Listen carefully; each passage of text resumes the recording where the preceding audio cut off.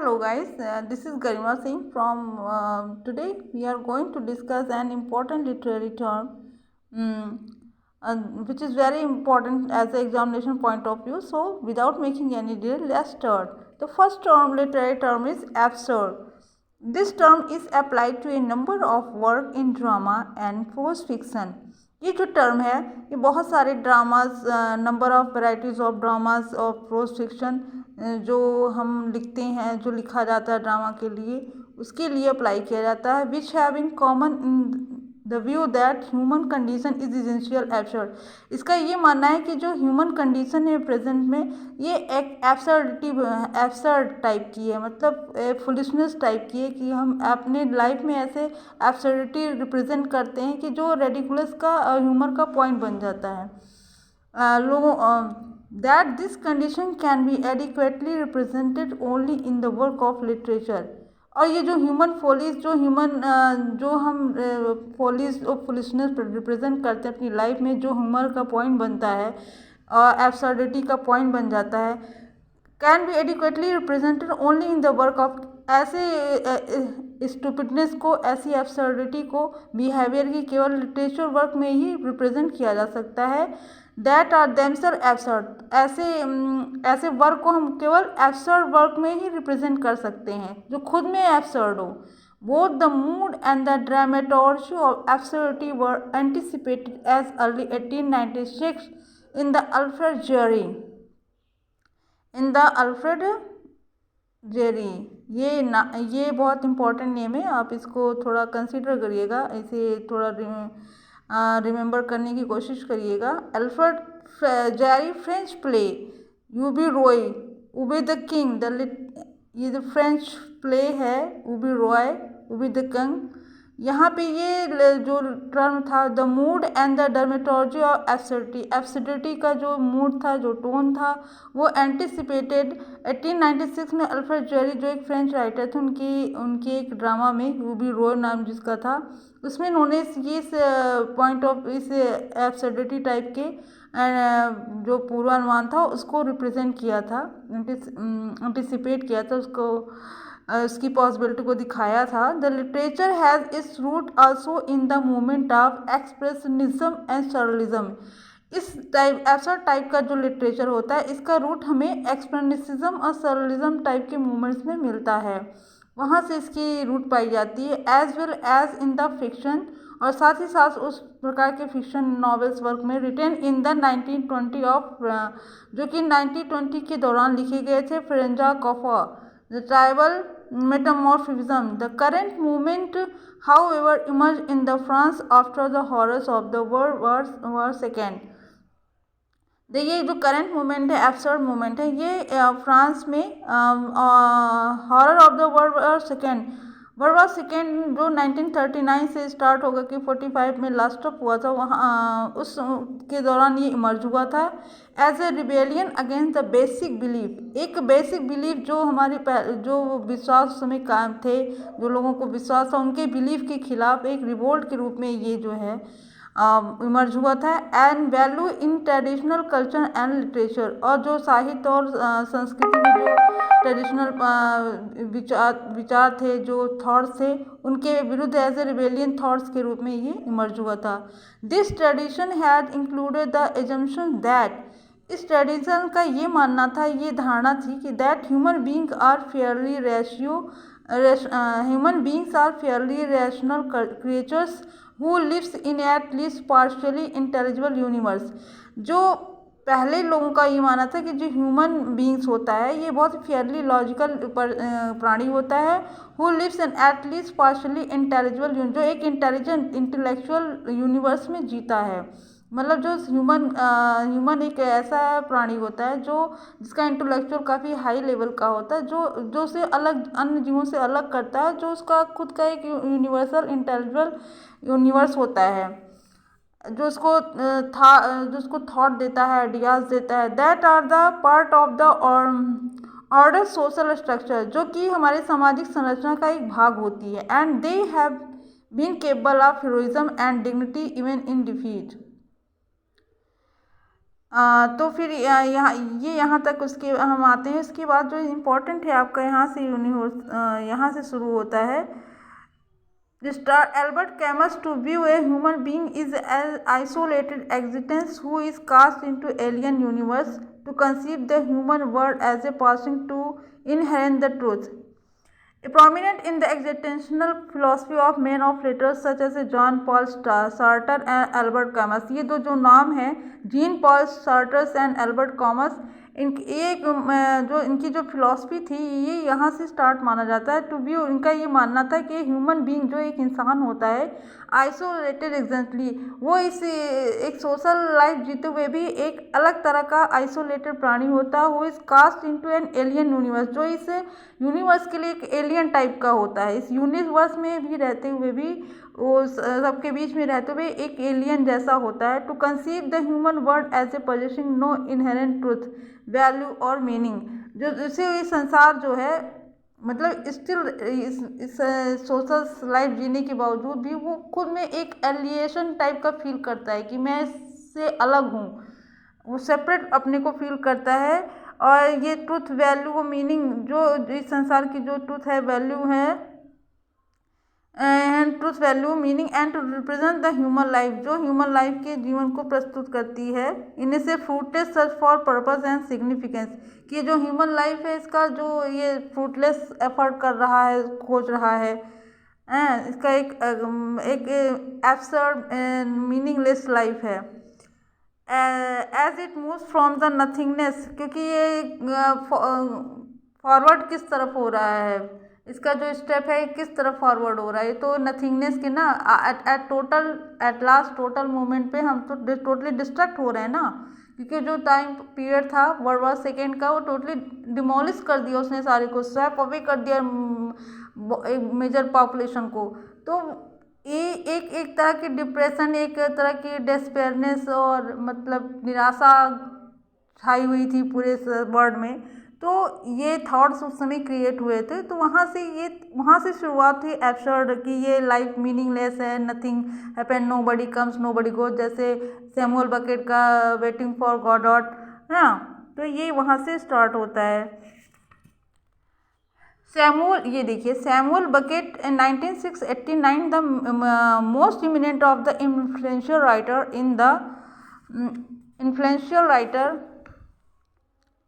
Made both in drama and prose fiction. तो जो Samuel bucket थे ये मेन इम्पॉर्टेंट एब्सर्ड ड्रामा के माने जाते हैं, जिन्होंने जो है 1906 इनका ये लाइफ स्पॉन है 1906-89, जो उन्होंने ये इस टाइप का आइडियाज लिटरेचर में लेकर आए और इन्होंने इस्टेब्लिश किया।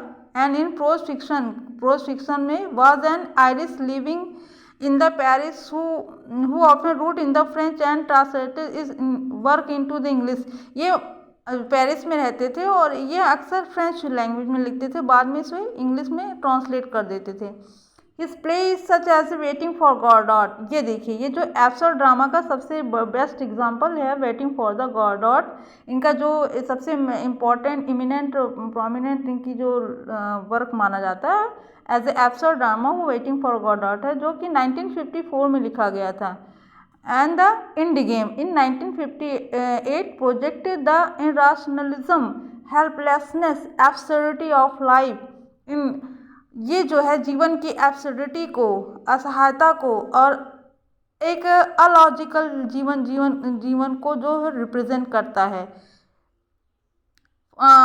इन dramatic forms that reject the realistic setting, realistic terms in the waste places fruitlessly all but hopelessly waiting for an undefined person। एक ऐसे व्यक्ति का इस जो वेटिंग फॉर द गॉडॉट है इसमें दिखाया गया कि एक ऐसे व्यक्ति के बारे में इंतजार किया जा रहा है जो उसकी पहचान का नहीं है और वो उसका वेट किए जा रहे हैं। तो गॉडॉट हु मे और मे नॉट एग्जिस्ट, ये जो गॉडॉट नाम का व्यक्ति है ऐसे व्यक्ति का इंतजार किया जा रहा है जिसके बारे में ये भी डाउटफुल है कि वो पता नहीं एग्जिस्ट भी करता है इस नाम का व्यक्ति कि नहीं करता है। With whom they sometimes think they remember that they may have no appointment, may have an appointment as one of them। उनको ये याद है कि मेरा एक ऐसे गॉडॉट नाम के व्यक्ति के साथ अपॉइंटमेंट है, तो उसी का वो वेट कर रहे हैं, लेकिन उन्हें ये कंफर्म नहीं है कि ये एग्जिट भी करता है कि नहीं करता है इस नाम का व्यक्ति। नथिंग हैपेंस नो, ये लाइन बहुत इंपॉर्टेंट है एज एब्सर्ड ड्रामा के एग्जाम्पल के रूप में। Nothing happens, nobody comes, nobody goes, it is an awful, मतलब कुछ भी नहीं हो रहा है, ना कोई आ रहा है ना कोई जा रहा है, ये बहुत ऑफुल सिचुएशन है, ऑकवर्ड सिचुएशन है। Like most work in this mod, this play is absurd in the double sense, ये जो प्ले है एकदम डबल सेंस में ये एब्सर्ड है, मतलब बेवकूफ़ी भरा है। It is a grotesquely comic and also irrational and non conventional, ये बिल्कुल जो है कॉमिक है, ह्यूमरस है, इर्राशनल इलॉजिकल है। It is a convention and generic form of traditional drama, और ये जो है एब्सर्ड ड्रामा का ट्रेडिशनल ड्रामा फॉर्म है। तो अब हम दूसरे नेक्स्ट इम्पॉर्टेंट लिटरेरी टर्म पर चलते हैं, जो कि आपका है academic novel and university novel, और जिसे हम कैंपस नावल भी कहते हैं।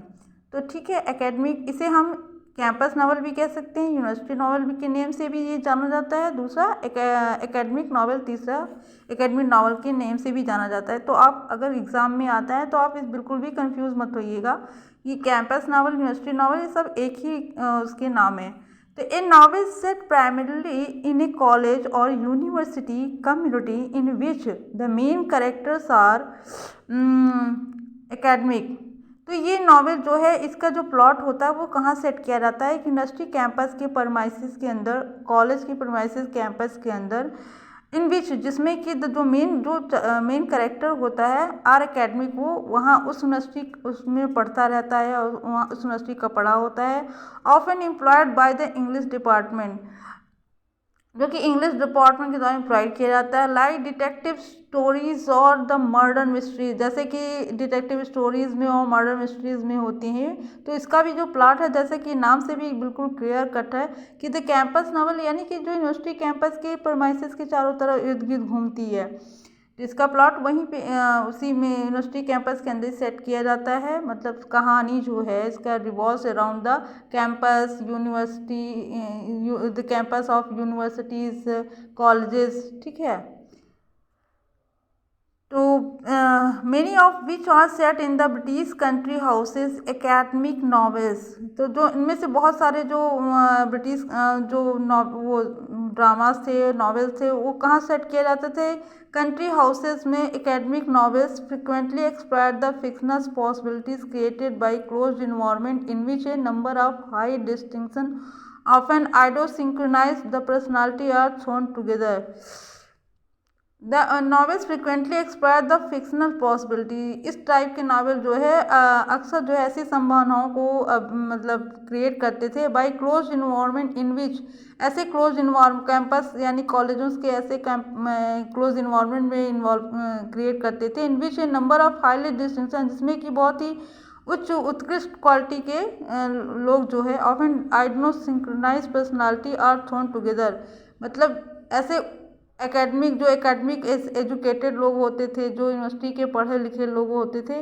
तो कहानी जो है, मेन कहने का ये मतलब है, ऐसे जो एकेडमिक नावल होते थे, इनका कैंपस नावल होते हैं, ये इनका मेन सेंटर कॉलेज प्रीमाइसेस के, कॉलेज कैंपस के इर्द गिर्द घूमता है। ऐसे कैरेक्टर्स को दिखाते हैं जो वहाँ फेमस यूनिवर्सिटी में, कॉलेज में पढ़ता रहता है, उसकी वो लाइफ को रिप्रेजेंट करते हैं। टोटल कहने का यही मतलब है।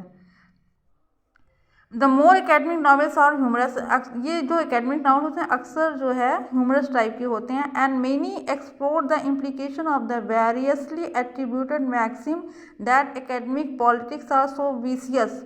और ये जो एकेडमिक में आपने देखा होगा, आप हम सभी जैसा कि जानते हैं, पढ़ते हैं कि कॉलेज में भी, कॉलेज यूनिवर्सिटी कैंपस में भी जब हम पढ़ते हैं तो एक लॉबी सी चलती है, सबकी अपनी अपनी एक लॉबी के तहत एक दूसरे से जुड़ते हैं, सबके अपने अपने थॉट के हिसाब से। तो वो वहाँ की पॉलिटिक्स को भी दिया कि किस तरह से पॉलिटिक्स खेली जाती है, बहुत ही जीवंत उन्होंने प्रस्तुत किया है इसमें, एकेडमिक कैंपस नावल में प्रस्तुत किया जाता है। Because the stakes are so low, even so academic novels have an occasion address more serious theme, The satirical portrayal of dreamily impractical thinker is as old as Aristophanes' The Clouds, which depicts Socrates riding through the heavens in a basket. ये बताया रहा है कि जो satirical portrayal है impractical thinkers, ये जो thinker होते हैं ये बहुत इम्प्रैक्टिकल होते हैं, मतलब व्यवहारिक नहीं होते हैं।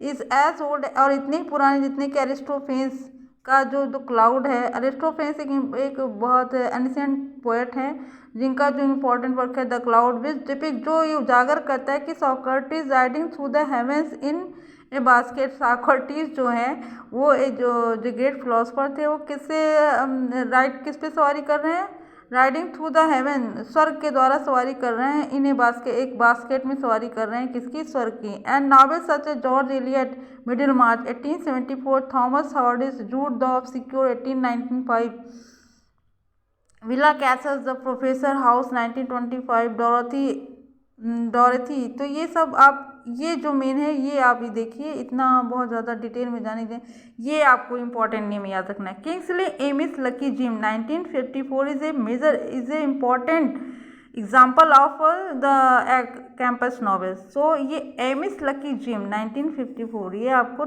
याद रखना है, ये आपको, you should have to be keep in mind this names, the Amis lucky Jim as a campus novelist who established this form of drama novels, this form of novels, the campus novel, the Amish Lucky Jim 1954, and in United States of Mary McCarthy, the Groves of Academy, और ये दूसरा नाम ये है Mary McCarthy, the groves of academy 1951। तो आपको guys कैसे लगे, आप please like share and comments.